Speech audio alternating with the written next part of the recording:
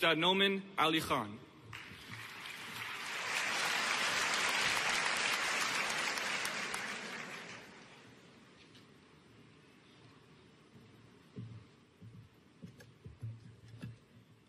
Assalamu alaikum wa rahmatullahi wa barakatuh. A couple of things before I begin. We have among us a sister Kaylin who is going to take her shahada now.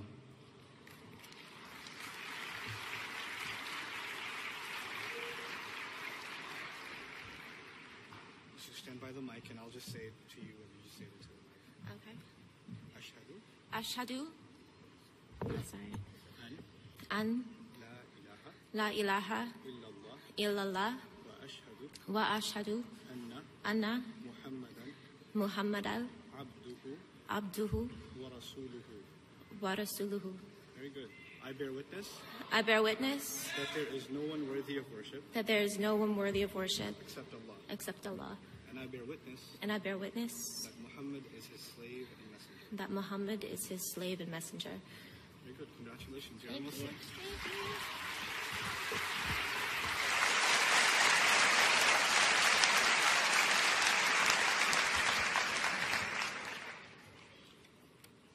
Kaylin, I also have a request for you because you just took your shahada. That means your prayers are better accepted than pretty much all of us here, so kind of pray for us. So, okay. And because this is a marriage talk, pray for people, they get married and stuff. Inshallah. Okay. Alhamdulillahi Rabbil Alameen, wa salatu wa salamu ala Sayyidil Anbiya'i wal Mursaleen, wa ala alihi wa sahbihi wa man istanna bi sunnatihi ila yawmiddin. اللهم اجعلنا منهم ومن الذين آمنوا وعملوا الصالحات وتواصوا بالحق وتواصوا بالصبر آمين يا رب العالمين. ثم أما بعد فأعوذ بالله من الشيطان الرجيم الذين يجتنبون كبائر الإثم والفواحش وإذا ما غضبوا هم يغفرون. رب اشرح لي صدري ويسر لي أمري واحلل عقدة من لساني يفقهوا قولي آمين يا رب العالمين. Once again, Assalamu alaikum wa rahmatullahi wa barakatuh. I can't hear you. So you guys doing okay? Attention span is doing okay? Because I know RIS is notorious. I don't know. We don't have this in America because we have an attention span problem. Apparently you don't have here. So you have like lecture after lecture after lecture after lecture after lecture after lecture. But what we have there is lecture. Right? So I don't know how you guys are doing it. So I would request before I speak to do what I would make my class do. Everybody stand up. Just stand up. Just stand up. Just do it. Do it, do it, do it. Just stretch. Whatever you need to do to wake up. Punch the person next to you. Whatever it is. Just do something. Okay, now don't get too happy and sit down. Okay. Hey, that does not count towards my time. Reset that thing. That's not... I didn't even start yet. Okay. So I have been given this really... awesome topic. And the title of it, when I saw the title, I was like, oh my God, this is going to get me in a lot of trouble. Light-skinned Muslimah seeking doctor. But anyway, I think the controversial or the at least the provocative topic is a good segue into a bigger problem that I'm going to try to articulate before you as clearly as I can. It's a much bigger topic than 32 minutes and 55 seconds, but still, I think I can present enough food for thought in this conversation that you can carry as a conversation in your own families. For me personally, the biggest priority is changing the way a family makes its decisions. That's the biggest priority. If we can affect how parents, children, young people, married couples, how they reach their decisions for their family and what kind of decisions they make, then we're heading in a better direction. Inshallah ta'ala. So this is really a focus on your family and my own. The first thing I want to say is the way people used to get married back in the day, I mean, I'm talking about 30 years ago, back in the day, was very different from now. It was very, very different. And it was different in the Muslim world, in the Arab world, in the Southeast Asian subcontinent, in the Africas. It's just a different way of approaching the subject of marriage when young people become of age than the elders, because all the families know each other, they live in the same neighborhood and all of that. So somebody's cousins with friends says, hey, What about him for her? What about her for him? And a conversation begins, and because all of these connections exist, eventually somebody marries someone within the extended, acquaintances. And if it's not within the extended family, it's very close to the extended family. And so there's this proximity benefit that Muslims have enjoyed for a long time. But the world has changed, and with the increase in, the economic capitals of the world constantly shifting and moving, people move because of work. And people move because of education. And so many of you, your families moved here because of, continuing education, or to pursue a career, or to start a business, and all of those other, and these are all legitimate reasons. I'm not here to tell you, you came here for dunya, astaghfirullah, go back. I'm not here to tell you that. These are realities, these are legitimate realities that exist. And so when we moved here, for the most part, one of the things that we experienced, Muslim communities, is that we became isolated. Increasingly isolated. So your neighbor's not necessarily a Muslim. And if by chance they are, they're probably not from the same country. And certainly not from the same zip code in Sialkot or Lahore or somewhere. They're not from the same town, right? So you're around Muslims, and even when you go to the masjid, or you go to the mosque, which is probably one of the few places where Muslims congregate, you're meeting people of very many different ethnicities. Right? So Muslims don't really have a place where families get to know each other much. Especially if the masjid operates the way a traditional masjid operates. In other words, if a masjid is a place where men mostly go pray, women sometimes show up for Jumu'ah, and then everybody goes back home, then the masjid is not a place where families get to know each other. That's not a place where that happens. So pretty much we're an isolated people. And especially for those of you who have older parents, who are retired perhaps, or they're not in their careers anymore, they're even socially isolated, so they don't know anyone. And a lot of those kinds of parents have daughters, and they don't know what to do with them, because no proposals are coming, not because your daughter is hideous, but because you don't know anyone, and you actually haven't talked to anyone. And so you keep making your daughter feel bad, and I've had those cases, where parents keep telling their daughter, nobody's coming for you. And so the first guy that walks in, just do it, because ain't nobody else coming. Dad, he's missing an eye. He walked into the house backwards. What is up with this guy? I can't do this. But no, who else is going to marry you? You should be grateful, etc., etc. So there's a lot of, because the parents feel the pressure of not having those options for their daughters. And sometimes, I'll talk about sons in a second. But for their daughters especially, they try to force some things onto their daughters, which isn't fair. This is particularly true of the Indo-Pak subcontinent, not as true of the Arab community and other communities, but still it is a phenomenon where children are being pressured into marriage. This doesn't work anymore. It just doesn't work anymore. And there's a culture we've had for a long time. I actually had a chance to speak about this in another community in Urdu, but I won't give you that talk here, of course. But the point of which was the older generation, they feel a sense of formality between themselves and their children. So they don't really openly talk about marriage or liking a girl or liking a boy or considering somebody. These are not the kinds of things you talk to your mother about or your father about, especially if you're from Pakistan. You don't talk about this. Unless you want to die. I don't care if you're 25 years old. I don't care. You're going to be scared to talk to your mom about marriage. It's just a thing. Our mothers do this number on us, and it works on these guys. They're terrified. And so today I want to just share some realities with you through first a case study. I want to give you 2 case studies, inshallah. And then after that, I want to give some advice to parents and some advice to the young people who are of the age to get married. Can you make some noise if you're of the age to get married? All right, very good. So you're around. Okay. Uncle, why did you make... I'm kidding. Okay, so the first case study. This young man calls me and he says, Brother Nauman, I have a problem. I said, what's her name? And he said, how'd you know? I said, you're calling me. I know. Just tell me. Well, her name is, I'm not going to say her name, of course. She says her name. And I was like, so how long has it been? A couple of years. So what's the problem? Well, I really want to marry her, but I'm not ready. And I think she's starting to get marriage proposals. Okay, well, why don't you talk to your parents so they can talk to hers?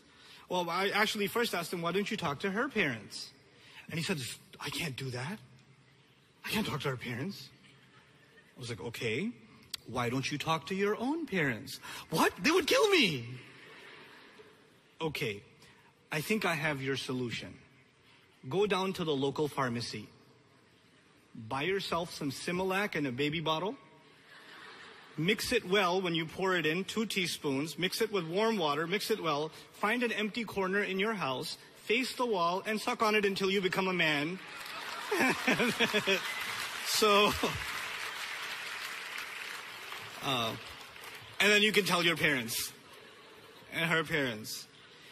But on a more serious note, we have created a culture, unfortunately, we're part of a culture where this conversation has been taboo for a long time. You cannot talk to your parents about your preferences in marriage. It's badtamizi. It's disrespectful. It's inappropriate. It's wrong. And you know what? It is absolutely, absolutely necessary today. And if your parents are going to be shocked by it, then you know what? You need to tell it to them every day until they stop being shocked. Mom, I want to get married. Mom, I want to get married. Mama, she'll do that for the first 50, 60 times until she realizes you are in fact 27 years old.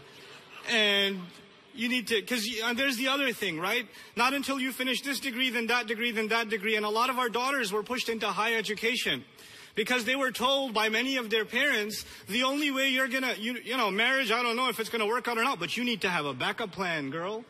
So all of these girls, and I'm not hating on med school, but they went into med school.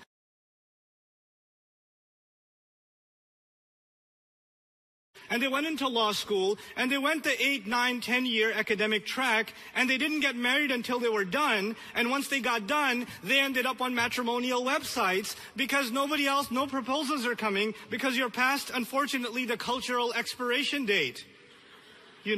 It's a tragedy, and it's funny to some of you, but the girls that are in this problem are not laughing. They're crying, and they've come to me and cried, And then they come and they say, well, these brothers don't want to marry us because we're too educated. And I say, I can understand that. They don't want to feel intimidated by you. I was like, that's not fair. I was like, well, you know what? You should have really thought about who you were looking for. If you're looking for a doctor, well, a lot of those doctors that are in the same field as you, they're thinking, well, I put all my time into my career, so I'm going to marry somebody. I'm going to marry a trophy wife. And there's an unfortunate culture of that, So we've created this disparity, not to mention the other problems in our community. There's a crisis situation on how to get our sons and daughters married. It's a real crisis situation. On top of all of these crises are some of the biases of our parents. So I'm going to talk to you. I was going to give you one more case study, but before I do, just some things to parents. Many of you come from particular backgrounds and you have very strong senses of identity. That is something Allah put in you. May Allah reward you. وَجَعَلْنَاكُمْ شُعُوبًا وَقَبَائِلَ لِتَعَارَفُوا. Right? Allah made us into nations and tribes so we may get to know one another. The tribe you come from, the family you come from, the village you come from in Syria or Palestine, the place you come from in Egypt, the place you come from in Bangladesh is valuable to you, is honorable to you. Your dignity, your history, your legacy is tied to it, and I respect that. But the fact of the matter is, number one, you and I both know you're not going back home. You're here. And your children are not Egyptian, and they're not Palestinian, and they're not Bangladeshi. They are 3/4 Canadian or American. And a little bit Bangladeshi, a little they got a little like Izayik baked in there somewhere, But they are American kids. They are Canadian kids, okay? They have some taste for like baklava, and they might eat a biryani here and there. But for the most part, they are pizza and hot dog, my friends. That's who they are. They are not like you. And part of that is not just what they eat or the cartoons they watch or the English they speak. Chances are they've gone to public school. That's a very high likelihood. They've either gone to public school or they're going through a college education. I am not here to justify what happens. I am here to first try to share a reality with all of our parents, our respected parents that are sitting in the audience. And I feel your pain because I'm a parent myself. My girls are about to turn teenagers. I'm terrified to death. I feel your pain. I'm going to be in your shoes soon. And may Allah protect all of us parents. But let me tell you something. These girls and these boys, they've gone to college. Chances are they've seen a girl they like or a guy that they like. Chances are that's already happened. Chances are they've had a couple of conversations already, even in the most respectful setting. Maybe it happened at the MSA. Maybe it happened at the RIS convention. Maybe it happened. Yeah, it may have happened. Actually, it did. Okay? And you know, and I'm not just talking about the matrimonial section and all of that. I'm talking about just at the bazaar. Hey, nice hijab there. This is, you know, like that. You know, isn't that calligraphy amazing? Some people start their conversations like that. One of the reasons I like to walk around in the bazaar is to see the contemporary pickup lines by Muslim youth. They're not very good nowadays. But anyway, it's fun to watch. But anyway, this has already happened, and they've got certain preferences. They've got something in their heart, and they want to tell you. But you know what? The girl's Palestinian, and she's thinking about a good brother. He's a good brother, but he's, astaghfirullah al-azim, Egyptian. Or it's a Pakistani guy, and he wants to marry this girl, and she's la hawla wa la quwwata illa billah, she's Syrian. You know, and he's really scared to tell his parents. He's really scared to even mention the idea, because the Arab father will say, Mustahilun wa ana hayy. You know, mere jeete ji ye hargiz nahi hoga. Not so long as I'm alive, etc., etc., etc. You know what? We don't have a lot to pick from. If there are good young men and women out there, and our children, we trust them enough to go out into the real world. If we've trusted them enough to go to college, to get a job, to deal with society outside, then it is unfair and it is a form of dhulm by parents that you don't trust their judgment or even consider their opinion when they suggest, this might be a good man for me, this might be a good girl for me. You don't even entertain the idea because the ethnicity doesn't match. That is unfair. I'm sorry. I know. Some parents are gonna come up to me. No, let me finish. I gotta go further. And I'm gonna come after the kids next. Auntie, relax. Because auntie's gonna, beta, you gave this speech and my son will come up to me and he will say something and I don't know why you gave this speech. Auntie, relax. I'll come after your son in a second. But let me finish with you first. Let me finish with the elders first. It is unfair of you to put them in a land which is majority. All around them, there is shamelessness. All around them, there are opportunities, not just for the slightest kind of fahsha, but the worst kinds of shamelessness is easily accessible to them all the time, 24/7. It is in their face. And they fight all of that, and then they say, I want to marry a Muslim. It is completely outrageous for you to say, no, but they're not exactly our type. They're not perfect. Because you are, clearly. You know, they say in Arabic, Al-qirdu fi ayni ummihi ghazal. In Urdu, they say, maa ko to khoti bhi pari nazar aati hai. Right? They say that. In English, I don't know. We don't say that in English. You know. But the idea is that you have your perception of your children is so perfect, and you want someone who's really going to be just, nobody's good enough. And so you keep shooting all these proposals down because they're not exactly what you were expecting. I am sorry, parents. The world is not what you lived in anymore. It has changed. Everything has changed. And you know, the one thing that doesn't change in Islam for Muslims is our principles. Our principles don't change. But our social realities change, our circumstances change, our economic conditions change, and we have to adapt. We have to live in the reality that surrounds us. If you find people of La ilaha illallah that are holding on to their character, guarding their chastity, they're going to make good fathers and good mothers, then there is no reason you should be saying no. I mentioned this a few months ago when I came to Canada recently and did a program. The only marriage mentioned in the Quran, the only marriage process mentioned in the Quran is of Musa alayhi salam, marrying one of the daughters of the two old fellow in Madian, and that is an intercultural marriage. He's from Banu Israel and they're an Arab. And the only marriage mentioned is the one where the girl actually suggested the guy, which is all unconventional for us, right? But it's in the Quran, so what's more conventional than Allah's book, you know? We've just created these standards that are making our own lives difficult. We need to slowly let some of that go. We need to let some of that go. And we need to ease some of that tension from our children. We need to let them, you know, we've trusted them with a lot. And if you have, and if you put them out there and they're staying away from the hurumat, they're staying away from the things that Allah forbade, that is an accomplishment in and of itself. At least honor them a little bit and give them some word in this. I know you're very strong in your opinion about who they should marry. So what you do is eventually you win. The guy suggests somebody, you say no, she's from another country. She doesn't even have to be from another country. You could be from Hyderabad and she's from Madras.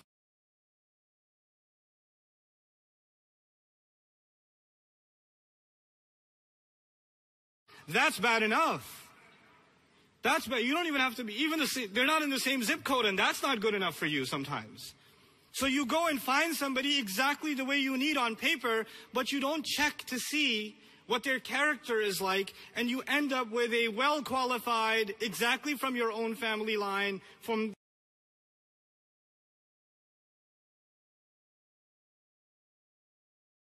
some connection somewhere. You imported him from some exotic country, and then you find 2 weeks later that he's drinking, that he's beating her.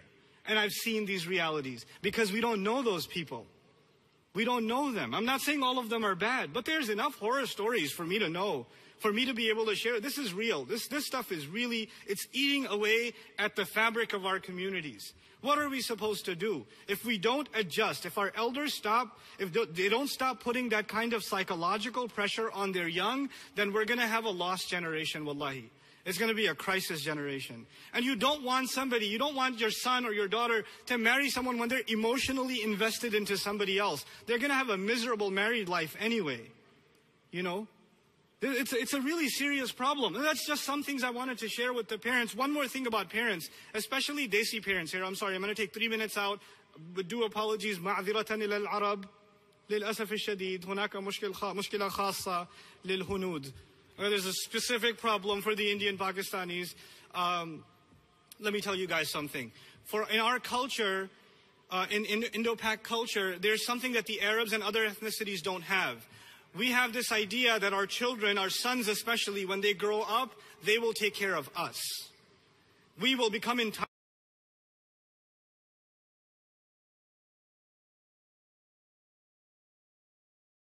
entirely dependent on them.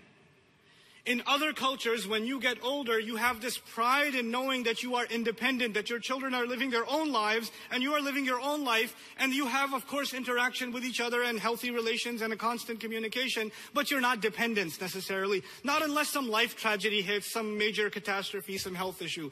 But in the Desi culture, that is your retirement plan. Your son is your retirement plan. So what you do then is, you don't want to mess with your retirement plan. So when you're looking for a girl, you're looking for a girl who's not going to stir up any trouble in the home. Because it's still your home, not his home. So when you marry him to a girl, you bring her in really as a servant, not as a daughter. Number one. And when you bring her, no, not yet. Don't clap yet. And when you bring her in, you check first to make sure she doesn't have too much of an education, or she doesn't have too much of a mouth, or doesn't have too much of an intelligence, because that might mess with the insurance plan and the retirement plan. And so now, and you insist on having a joint family system. Good for you. But once you have that joint family system, you make sure every other chance you get, you let that poor girl know whose house this really is. So you say, "Mere bete ka ghar hai acha? This is my son's house. You got that? You got that? Okay. Now make me a roti." And the girl will say, I have an exam in 2 hours. I can't make you a roti right now. I can't make the khubz right now. Please, can I just study for my exam? And then your son will come home and the mother will say to the son, "Today your daughter, she insulted me so much. She slapped me on the face and said, I can make my own rotis." And all this drama happens inside these homes because the mother and the mother-in-law wants to keep her son and not let him live his own life. On the other hand, it creates a hatred in the daughter-in-law for the mother-in-law, and you know what's going to happen next. What's going to happen next is the husband is going to spend a lot of time at the masjid. That's what's going to happen next. He's like, "I ain't dealing with this. I'm about to volunteer." So this oppression that's happening inside our homes needs to come to an end. This needs to stop. We need to understand that this is problematic. On the other side, let me talk to the young people so they don't clap so much anymore. Now it's time for the elders to clap. Let me tell you younger folks something, especially those of you that are looking to get married. The approaches you've taken to find a spouse, I will not spell out for you. You already know, and I already know. The options you've considered, the conversations you've had, the social interactions you've had are between you and Allah. I'm no one to judge. But I know some of you have a guilty conscience inside of you. My first plea, I'm begging you, I'm pleading with you, the most important asset you have, the most valuable thing you will have in this life is a clean heart. Is a clean heart. Because that is the only key to Jannah. That is the only key to salvation on Yawm al-Qiyamah. And when you give your heart prematurely to a relationship that is illegitimate, then that heart starts getting dirty. And when a heart starts getting dirty, it is no longer suitable for Allah Azza wa Jalla anymore. So don't think that your relationships or your inappropriate interactions and inappropriate relationships are not going to have a spiritual impact. They absolutely and certainly will. And they will destroy in you the most valuable thing that you carry within you, your iman. It will ruin it. You have to protect that faith. When you're looking for a spouse, it's okay to look for somebody that you're attracted to, that you find good looking, that you find their personality is nice and all of these other things. But don't forget the principles.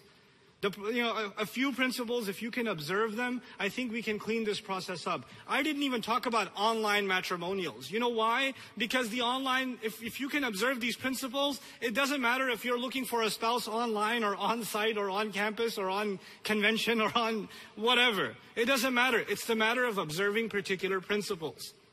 Try to live by some of this stuff and you'll see a lot of barakah in your own relationships. First of all, understand that for the guys, the girl you like is somebody's sister, is somebody's daughter, is the respect and honor of somebody's family. So when you're staring at her like that, just think about somebody staring at your sister like that. Just remind yourself of that. Just remember this is somebody's honor we're talking about. It's okay for you to see a glance and say, oh, I want to marry her. That was great. But one glance is good enough for you and you take the dignified approach. Then the second thing, of course, first of all, don't be a perv and walk around like,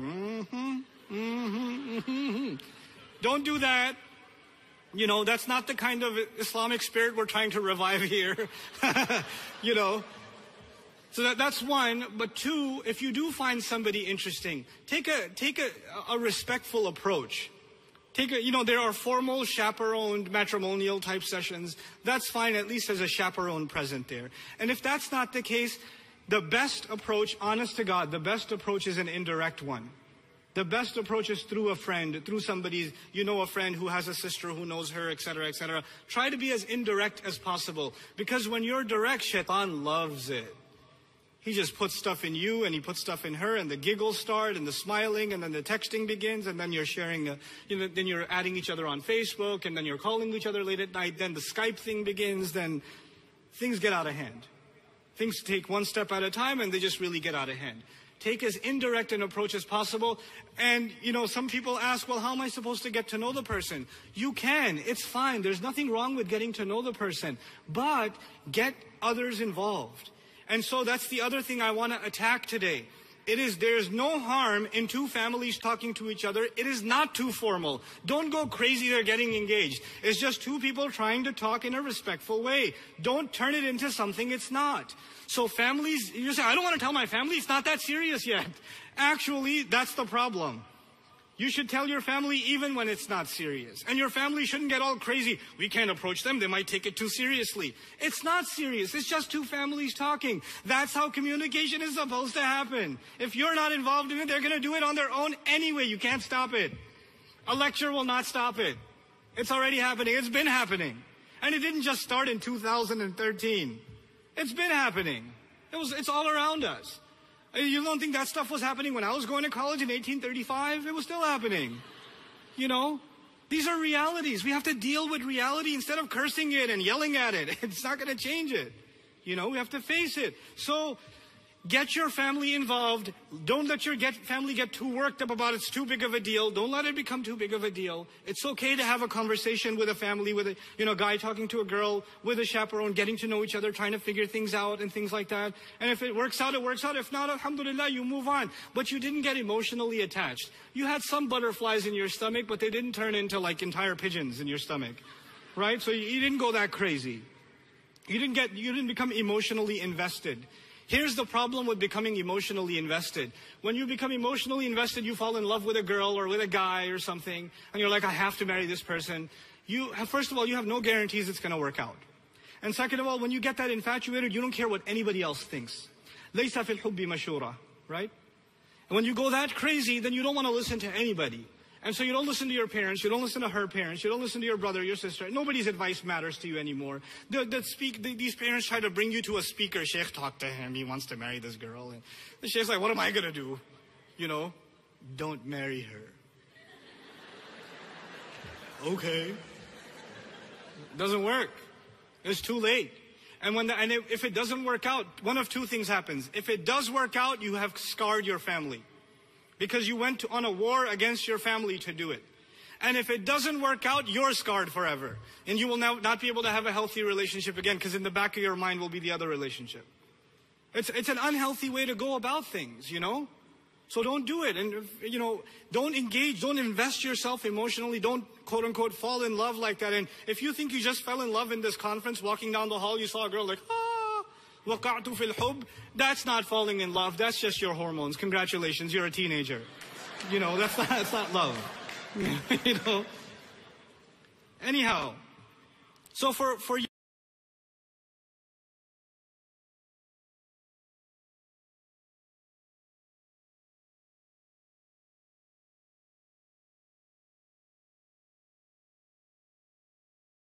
young people, you know, my serious advice is we have to become a little more serious. So there's two sides of it, the parent side and the youth side. For young people, my advice is become a little more strict.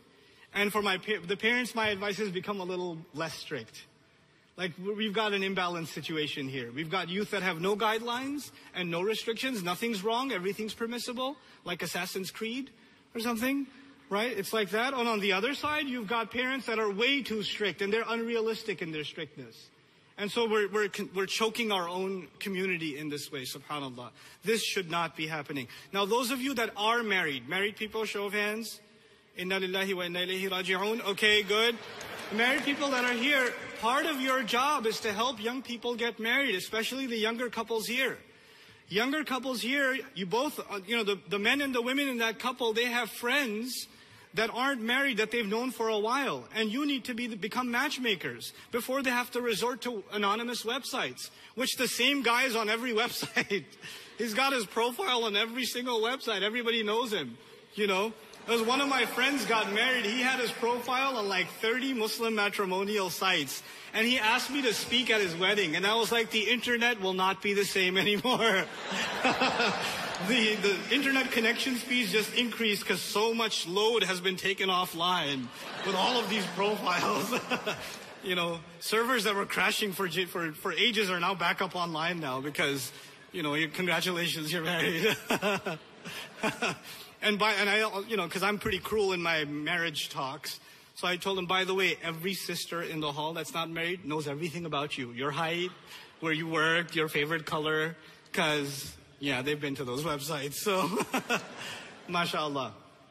So, you know, I'm not against the online thing. I'm really not. It's a reality. If you don't have any connections, what are you going to do? But be careful about it. Don't look for just a shallow, you know, criteria.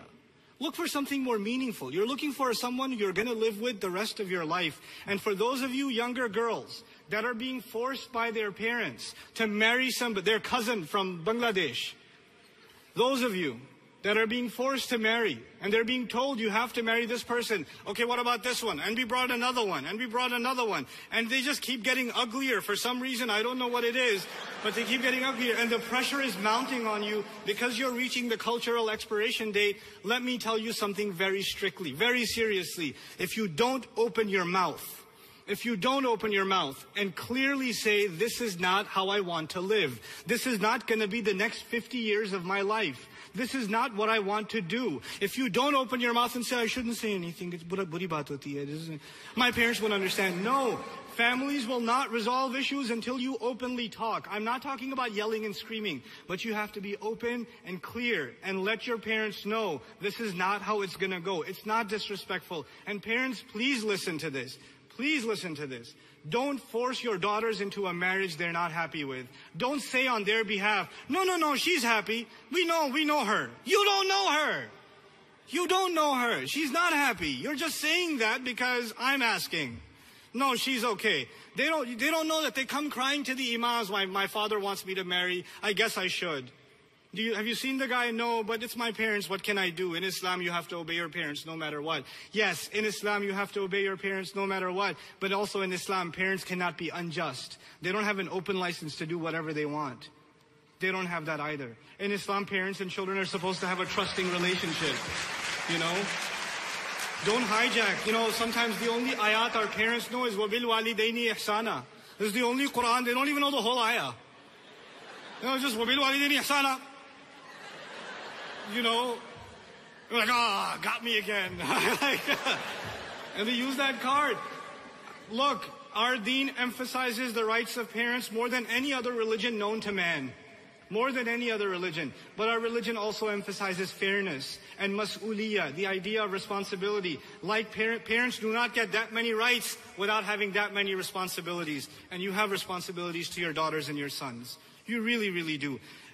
Your homework assignment after this lecture, you know what it is? An open, honest, brave conversation with your parents about when you think you should be married, why you think you should be married, what kind of person you think you should marry. And parents, don't flip out. Don't flip out. And young men, and this is my last piece, inshallah, I have a minute 20. I just want to talk to the young men. I talked to the girls a little bit. You know,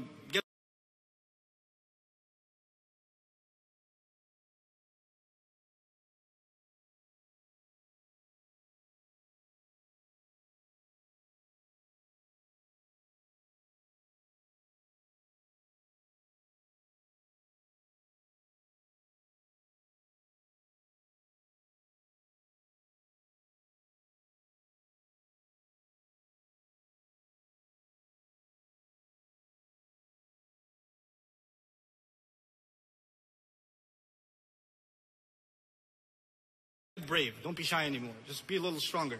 But for the young men, can you become men? For God's sake. Listen. If you're like in your 20s, and every time you have a break, every time you have time off from school or a weekend off, you're spending it behind a screen with a PlayStation 3 or a 4 or an Xbox or whatever else, then you're not a man yet. Go, first of all, get a job even while you're in high school and college. I don't care. Get a job. It'll turn you into a man. It'll make you ready for marriage. Just because you find girls pretty doesn't mean you're ready to get married. That doesn't mean that. You have to show some responsibility to be able to stand on your own 2 feet. And parents of teenage children, if you're not pushing your children to do work, you're like, alhamdulillah, I can afford it. I'm a doctor, I'm an engineer, I'm a business owner. I can afford it. My children don't have to work. Yes, they do, because it's part of their education. I don't care if you're like changing tires at a car shop, you know, at a mechanic shop. I don't care if you're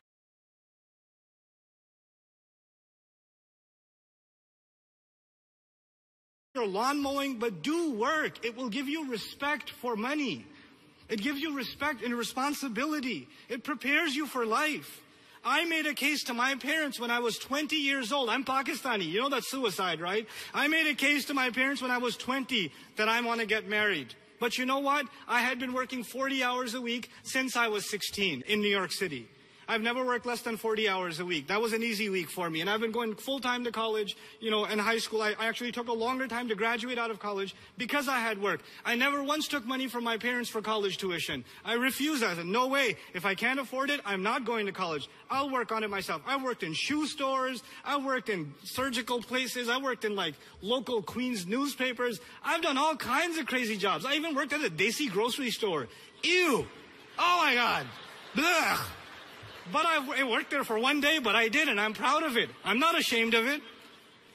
I worked at a travel agency where my boss was a really mean Bangladeshi fellow. I love Bangladeshis, but he was really mean. He was really like, I used to call him the travel Nazi. He was really bad. And when I didn't make enough sales that day, he just yelled at me. So one day I just had it. I yelled back at him, and I got fired. You know? And like 10 years later, I was giving khutbah in Long Island, and he was in the first row. And I have a beard now. He didn't have a beard back then, and he recognized me too. He's like,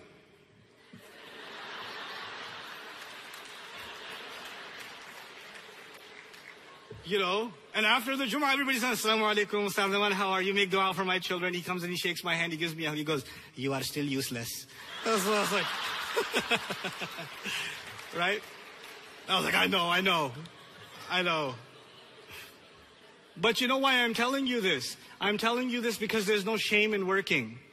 It's part of what makes you who you are. I got married at the age of 22, but I can argue I had a right to. I was on my own for quite some time. I was taking care of my own responsibilities, you know. And if you're doing that, then don't expect the highest things. And my in-laws are crazy. They're just crazy. You know, I got married 6 months after I got laid off. I didn't have a job and I got married. Because they didn't, I know. Okay, intahal waqt. I didn't get married because I had the money. I got married because my in-laws felt that I was good for it. That was it. I could prove myself to them. That's all it was there. So look for that in a son.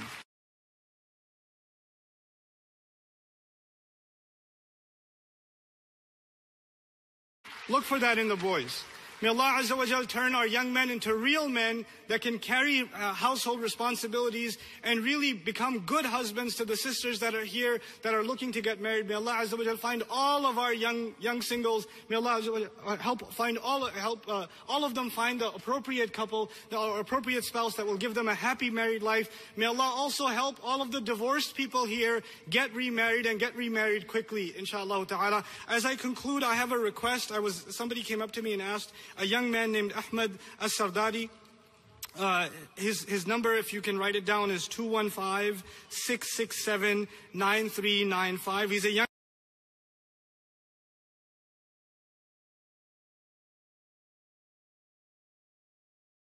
man who's actually on dialysis for a few years, and he's looking for a kidney donor. So if any of you are willing to help him, once again, his number is 215-667-9395. If anybody would like to donate a kidney or know somebody who would like to donate a kidney 21 years or older, please reach out to him, inshallah ta'ala. Barakallahu li wa lakum. Thank you so much for your patience and listening. Assalamu alaikum wa rahmatullahi wa barakatuh.